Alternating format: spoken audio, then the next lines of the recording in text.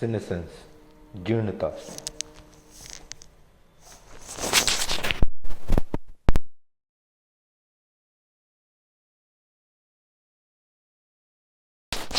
हो, पादप हो या जंतु हो, अमर नहीं होता है। पृथ्वी पर उपस्थित किसी भी जीव का एक समय जन्म होता है तथा कुछ काल व्यतीत होने के पश्चात उसकी मृत्यु हो जाती है।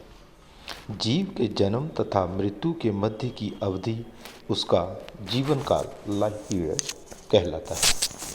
सभी जीवों के जीवन काल में परिपक्व अवस्था प्राप्त करने के पश्चात इस प्रकार के परिवर्तन होते हैं जिससे वह जीर्ण होकर अंततः मृत हो जाता है। परिपक्व पादप में होने वाली सभी अवनतकारी क्रियाएं जो इसकी मृत्यु का कारण बनती है, जीर्णता कहलाती है। एक उच्च पादप अपने जीवन काल में कई प्रवस्थाओं से होकर गुजरता है। ये प्रवस्थाएं बीज से प्रारंभ होकर निम्न प्रकार से संपन्न होती हैं। बीज, नवोद्भिद यानी सीड से सीडलिंग, फिर परिपक्व पादप, उसकी मैच्योरिटी हो जाएगी, काल प्रभावन एजिंग, जीर्णता सीनेसेंस एंड लास्ट में उसकी डेथ, मृत्यु। काल प्रभावन एजिंग तथा जीर्णता सीनेसेंस दो भिन्न प्रवस्थाएं। काल प्रभावन के अंतर्गत जैव क्रियात्मक परिवर्तनों का व्यापक परास सम्मिलित है, अर्थात समय अवधि के साथ होने वाले समस्त परिवर्तनों को काल प्रभाव कहते हैं। ये परिवर्तन सतत रूप से जारी रहते हैं तथा इन परिवर्तनों के फलस्वरूप पादप या जीव कमजोर होता जाता है अथवा उसकी कार्य क्षमता कम हो जाती है। काल प्रभावन सीधे तौर पर सजीव की मृत्यु का कारण नहीं होते हैं। इसके विपरीत जीर्णता के अंतर्गत वे अंतर्जात जैव क्रियात्मक परिवर्तन अथवा विघटनकारी क्रियाएं होती हैं जो जीव की प्रकृति मृत्यु का कारण बनती हैं। इस प्रकार परिपक्व पादप में होने वाली सभी अवतनकारी क्रियाएं जो उसकी प्राकृतिक मृत्यु का कारण होती है, सामूहिक रूप से जीर्णता कहलाती है। बीजांकुर से नवोद्भिद, नवोद्भिद से परिपक्व पादप तथा धीरे धीरे बढ़ती आयु के साथ ओज विगर में कमी होना काल प्रभावन एजिंग के उदाहरण हैं। जबकि पतझड़ में पर्णपाती वृक्षों की पत्तियों का पीला प्रकट पड़कर झड़ना तथा वार्षिक जातियों में फल निर्माण के पश्चात इनका सूखकर मृत होना जीर्णता के उदाहरण हैं। किसी भी बहुकोशिकीय पादप कोशिका के विभिन्न घटक जैसे अंग, उत्तक, कोशिकाएं, कोशिका अंगक तथा उपापचय पदार्थ आदि होते हैं। इनमें से अधिकतर घटक पादप के जीवन काल में सतत रूप से निष्क्रिय अथवा नष्ट अथवा नवीनीकृत या संश्लेषित होते रहते हैं। परिपक्व पादप में ये दोनों क्रियाएं लगभग साम्य अवस्था में होती है, परंतु जब विभिन्न घटकों की नवीनीकरण प्रक्रिया उसके निष्क्रियण प्रक्रिया से धीमे पड़ जाती है तो पादप या पादप अंगों में जीर्णता प्रारंभ हो जाती है। जीर्णता के स्तर, लेवल ऑफ सीनेसेंस।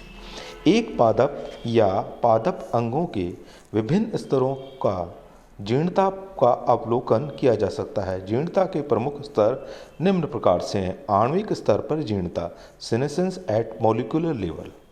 सभी एक कोशिकीय तथा बहुकोशिकीय जीवों की कोशिकाओं के जीवद्रव्य में अनेक सरल व जटिल जैविक रासायनिक पदार्थ होते हैं, जिनमें एंजाइम्स, न्यूक्लिक अम्ल तथा क्लोरोफिल आदि प्रमुख हैं। कोशिकाओं में इन अणुओं का सतत रूप से निष्क्रियण, विघटन तथा नवीनीकरण, संश्लेषण होता रहता है तथा ये क्रियाएं सामान्यतः साम्य अवस्था बनाए रखती हैं, अर्थात जैसे जैसे एंजाइम्स या अन्य अणु निष्क्रिय होकर नष्ट होते हैं, नए अणुओं का निर्माण होता रहता है। दूसरा, कोशिकांग स्तर पर जीर्णता, सीनेसेंस एट ऑर्गेनल लेवल। कोशिकाओं में उपस्थित विभिन्न कोशिकांग जैसे माइटोकॉन्ड्रिया, क्लोरोप्लास्ट, लाइसोसोम आदि का विघटन तथा पुनर्निर्माण सतत रूप से होता रहता है। कोशिकाओं में अणुओं तथा कोशिकाओं के विघटन तथा पुनर्निर्माण क्रियाएं को सामूहिक रूप से टर्नओवर कहते हैं। कोशिकांग स्तर पर लगभग सभी कोशिकाओं द्वारा जीर्णता का प्रदर्शन किया जाता है। तीसरा, कोशिका स्तर पर जीर्णता, सेनेसेंस एट सेलुलर लेवल। कोशिकाओं का सभी प्रकार की जीर्णता में योगदान होता है, क्योंकि कोशिका सभी जीवों की संरचनात्मक व क्रियात्मक इकाई है। अनेक मामलों में विशिष्ट रूप से कोशिका स्तर पर भी जीर्णता परिलक्षित होती है। इस प्रकार की जीर्णता विभेदन के स्तर पर हो सकती है, जैसे स्केलेट का विभेदन, कौर कोशिकाओं का निर्माण, कैम्बियम तथा वाहिकाओं का निर्माण आदि। चौथा, अंग स्तर पर जीर्णता, सिनेसिस एट ऑर्गन लेवल। बीजीय पादपों में भ्रूणपारिक अंकुरण, एपिगियल जर्मिनेशन में नवोद्भिद से बीजपत्रीय पर्णों का झड़ना, पर्णपाती वृक्षों में पत्तियों का आवर्ती रूप से बनना व झड़ना, पुष्पी भागों का फलों का निर्माण तथा झड़ना इत्यादि सभी अंग पर होने वाली जीर्णता के उदाहरण हैं। पत्तियों तथा फलों की जीर्णता की क्रियाविधि के संबंध में सर्वाधिक जानकारी प्राप्त की गई है। पांचवा, काय स्तर पर जीर्णता, सीनेसेंस एट ऑर्गेनिज्म लेवल। सभी प्रकार के पादपों, शाक, क्षोभ तथा वृक्ष में जीर्णता का काय या संपूर्ण पादप स्तर पर अवलोकन किया जा सकता है। किसी वार्षिक पादप में आणविक, कोशिका तथा अंग स्तर पर होने वाली जीर्णता का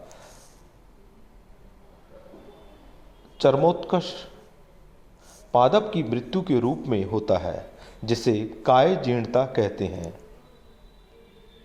वार्षिक पादप के बीज का अंकुरित होकर पादप का निर्माण, तत्पश्चात पुष्प, फल तथा बीज निर्माण तथा अंततः सूख कर मृत हो जाना काय या जीव स्तर पर जीर्णता का उदाहरण है।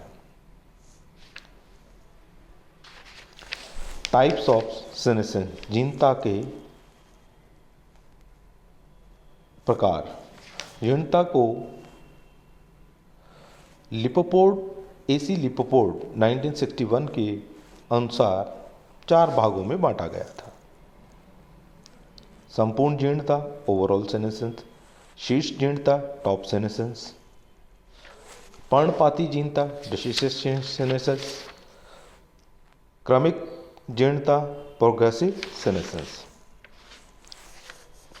संपूर्ण जीर्णता, इस प्रकार की जीर्णता में पूर्ण पादप सूखकर मृत हो जाता है। वार्षिक पादपों में जनन अवस्था के पश्चात पुष्प, फल, पत्तियां तथा अंततः जड़ें सूखकर मृत हो जाती हैं। शीर्ष जीर्णता, टॉप सीनेसेंस, इस प्रकार की जीर्णता में ऊपरी भूमि वायवीय भाग जीर्ण होकर मृत हो जाता है। इस प्रकार की जीर्णता बहुवर्षीय पादपों में देखने को मिलती है, जिसमें वायवीय प्ररोह वृद्धि काल के अंत में सूखकर नष्ट हो जाता है। भूमिगत तना व जड़ें जीवित रहती हैं तथा अगले वर्ष पुनः कलिकाओं का निर्माण कर वायवीय भाग का निर्माण करती हैं। पर्णपाती जीर्णता डेसिडियस सीनेसेंस। इस प्रकार की जीर्णता में पतझड़ में सभी पत्तियां जीर्ण होकर मृत हो जाती हैं तथा मूल स्तंभ जीवित रहता है। पर्णपाती वृक्षों में इस प्रकार की जीर्णता पाई जाती है। पर्णपाती वृक्ष इस अवस्था में प्रतिकूल परिस्थितियों में जीवित रह सकते हैं तथा अनुकूल परिस्थितियां आने पर पुनः पत्तियां विकसित हो जाती हैं।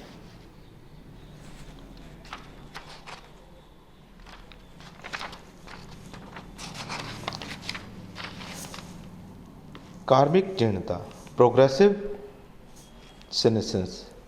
अधिकतर वार्षिक पादपों में सामान्य परिवर्तन में कार्मिक जीर्णता देखने को मिलती है, जिसमें पुरानी पत्तियां पहले जीर्ण होकर मृत होती हैं।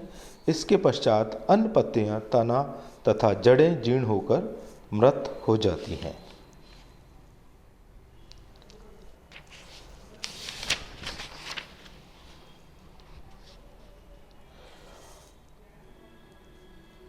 अल्ट्रा स्ट्रक्चर चेंजेस परासंरचनात्मक परिवर्तन। कोशिकीय स्तर पर जीर्णता के दौरान कोशिकीय घटकों का अत्यधिक व्यापक रूप से ध्वसीकरण डिसऑर्गेनाइजेशन देखने को मिलता है। इनमें से कुछ महत्वपूर्ण परिवर्तन निम्न प्रकार से हैं। नंबर 1, सबसे पहले क्लोरोफिल विसंगठित या ध्वसीकृत होते हैं, जिससे थाइलाकोइड्स तथा ग्रेना बिखर जाता है। इसके अतिरिक्त कुछ जातियों में क्लोरोप्लास्ट व क्रोमोप्लास्ट में भी परिवर्तन होता है। दूसरा, इसके पश्चात अंतःप्रद्रव्य जालिका एंडोप्लाज्मिक रेटिकुलम तथा गोल्गी बॉडी गोल्गी काय अपघटित होकर विलुप्त हो जाती है। तीसरा, राइबोसोम की संख्या कम हो जाती है। चौथा, माइटोकॉन्ड्रिया विघटित होने के लक्षण प्रकट करने लगता है। इसका आकार तुलनात्मक रूप से छोटा हो जाता है। आंतरिक गुहिका में उपस्थित क्रिस्टी विलुप्त होने लगती हैं। पांचवा, केंद्रक सिकुड़ने लगता है तथा केंद्रक कला अनियमित आकृति ग्रहण कर लेती है तथा क्रोमेटिन टूटने लगता है। छठा, रिक्तिकाओं की झिल्ली विघटित हो जाती है। सातवां, इसके पश्चात प्लास्टिड्स की झिल्ली फट जाती है तथा अंततः कोशिका कला भी टूट जाती है, जिसके फलस्वरूप साइटोप्लाज्मिक घटक विघटित होकर नष्ट हो जाते हैं। सिग्निफिकेंस ऑफ सीनेसेंस जीर्णता का महत्व। किसी भी पादप में जीर्णता का महत्व उस पादप की प्राकृतिक मृत्यु के रूप में होता है। यदि पादप कोशिकाओं या अंगों में जीर्णता के स्पष्ट कारणों का सही तथ्य पर जानकारी प्राप्त हो जाए तो पादप की मृत्यु को विलंबित डिलेड अथवा पूर्णतः स्थगित किया जा सकता है। इस प्रकार जीर्णता की सही क्रियाविधि ज्ञात कर जीवों की प्राकृतिक मृत्यु को इच्छा अनुसार आगे बढ़ाया जा सकता है। दूसरा, पादप अंगों की जीर्णता मुख्य रूप से पुरानी पत्तियों की जीर्णता के फलस्वरूप इनके झड़ने से पूर्व पोषक तत्वों का पत्ती से पादप के अन्य विकासशील भागों में पुनर्वितरण होता है। इस प्रकार तरुण पत्तियों व कलिकाओं का विकास में सहायता मिल सकती है। तीसरा, पर्णपाती वृक्ष पर्ण जीर्णता के माध्यम से प्रतिकूल परिस्थितियों को टालने में सक्षम होते हैं। जीर्णता को प्रभावित करने वाले कारक फैक्टर अफेक्टिंग सीनेसेंस। नंबर 1, वृद्धि हार्मोन। 2, पोषक तत्व।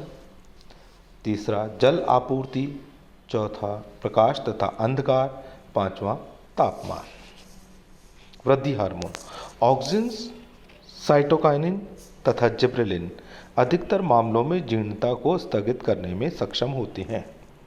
इसके विपरीत एब्सिसिक एसिड तथा इथिलीन जीर्णता को प्रेरित करते हैं।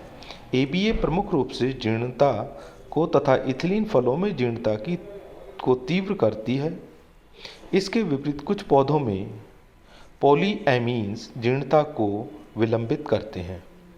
पोषक तत्व न्यूट्रिएंट्स। पादप में पोषक तत्वों मुख्य रूप से नाइट्रोजन की न्यूनता पर्ण जीर्णता को प्रेरित करती है। परिपक्व पादप में नाइट्रोजन की आपूर्ति करने पर कुछ समय तक जीर्णता को स्थगित किया जा सकता है, क्योंकि ऐसा विश्वास किया जाता है कि नाइट्रोजन आपूर्ति बढ़ने पर साइटोकाइनिन का स्तर बढ़ जाता है, जो प्रोटीन तथा क्लोरोफिल के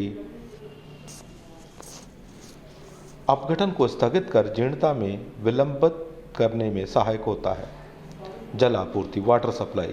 पादप में जल न्यूनता, वाटर स्ट्रेस की अवस्था में पत्तियों में जीर्णता हार्मोन ABA, एब्सिसिक एसिड का संग्रहण बढ़ जाता है, जो जीर्णता को तीव्र कर देता है। इसके अतिरिक्त जल की न्यूनता में प्रतिजीर्णता हार्मोन साइटोकाइनिन व पत्तियों में परिवहन मंद हो जाता है। प्रकाश तथा अंधकार, लाइट एंड डार्क। प्रकाश की तुलना में अंधकार में जीर्णता की गति तेज होती है, क्योंकि प्रकाश की उपस्थिति में क्लोरोफिल का ह्रास अंधकार की तुलना में मंद गति से होता है। इसके अतिरिक्त अंधकार में रंध्र बंद रहते हैं, जिससे पत्तियों में ABA का संग्रहण तीव्र गति से होता है। तापमान, टेम्परेचर।